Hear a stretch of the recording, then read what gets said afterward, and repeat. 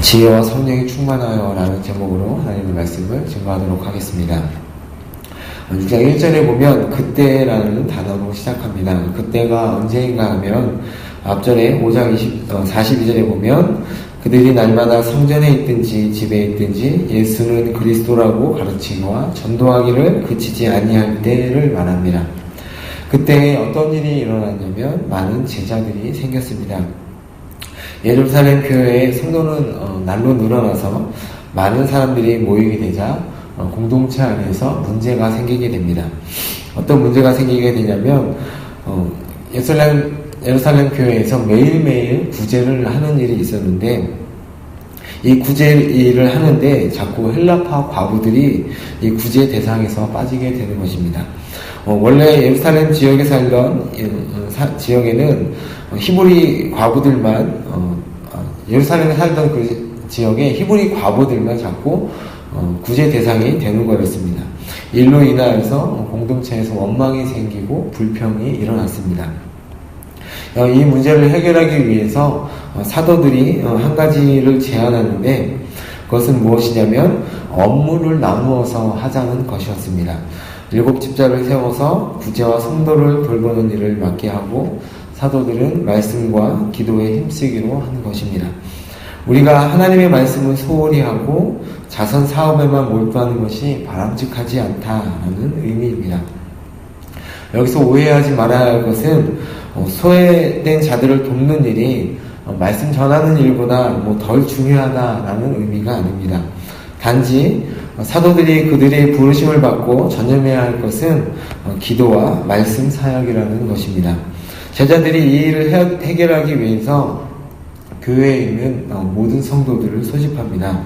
공동체 문제를 해결하기 위해서 모든 성도들이 같이 고민하고 그 해결책을 찾았다는 데 그 의미가 있습니다. 나와는 별 상관이 없다. 나는 그 교회에는 아무런 관심이 없다라는 것이 아니라 모든 성도들이 다 나왔다고 말씀합니다. 교회에 일이 나면 그 교회에 속해 있는 모든 제자들, 즉 성도들이 함께 해결해야 하는 것입니다. 또 사도들은 자신들의 부족함을 인정합니다. 우리가 하나님의 말씀을 제쳐놓고 접대를 일삼는 것이 마땅하지 아니하니라고 하면서 자신들의 부족함을 인정합니다. 사도들이 이 모든 것을 할 수는 없습니다. 이것도 잘하고 저것도 잘할 수가 없습니다. 하나님께서 맡겨주신 직분대로 행하는 것입니다. 우리는 하나님의 일을 하는 데 있어서 오늘 본문에 보면 조건이 필요하다고 말씀합니다. 그것은 내적으로 성령과 지혜가 충만한 사람이어야 하고 외적으로는 사람들로 하여금 칭찬 듣는 사람이어야 했습니다.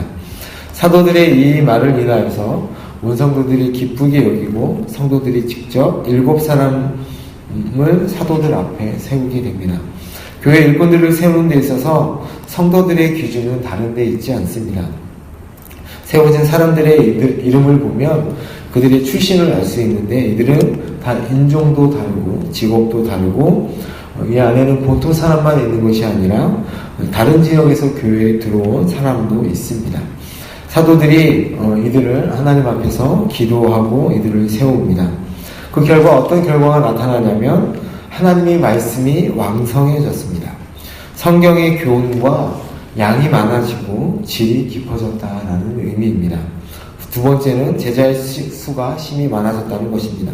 어떻게 보면 당연한 것이죠. 하나님의 말씀이 왕성하면서 역사하기 시작하니까 많은 사람들이, 많은 제자들이 세워지는 것입니다. 세 번째는 허다한 제사장의 무리도 이 도에 복종합니다. 이 일이 있은 후에 스데반 집사의 사건이 전개됩니다. 누가는 목적을 가지고 이 스데반을 등장시키는 것인데 나중에 스데반이 순교하는, 그리고 이 순교하는 사건을 통하여서 교회가 흩어지는 사건을 얘기하기 위해서 누가가 스데반을 집중해서 말씀 얘기합니다.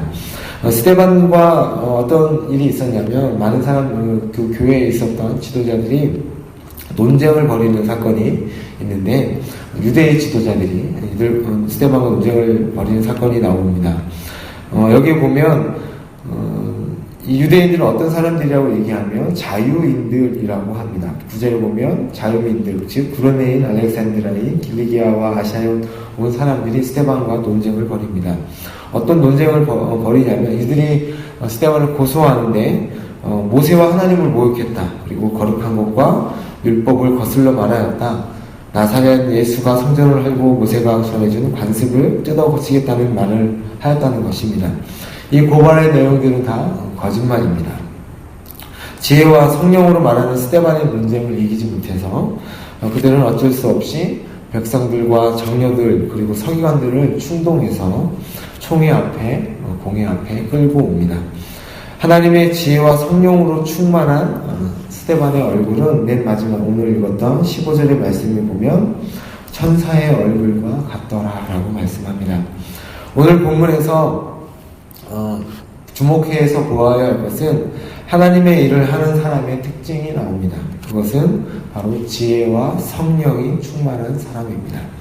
은혜와 성령이 충만한 사람이 세움을 받을 때 세상이 감당치 못하고 또한 세상 속에서도 그 사람은 하나님의 이름을 담대하게 증거하는 것을 볼 수 있습니다. 하나님께서 오늘 저희들을 하나님의 일꾼으로 세우셨습니다. 우리에게 필요한 건 능력, 돈, 재능, 리더십이 아닙니다. 하나님의 지혜와 성령입니다. 하나님의 말씀과 성령의 충만함이 필요한 것입니다. 그러면 하나님의 말씀과 성령의 충만한 사람은 어떤 사람일까요? 날마다 때마다 하나님의 말씀을 묵상하고 그 말씀에 순종함으로써 하나님께서 나를 통해 일하시게 하는 사람이 아닐까 생각합니다.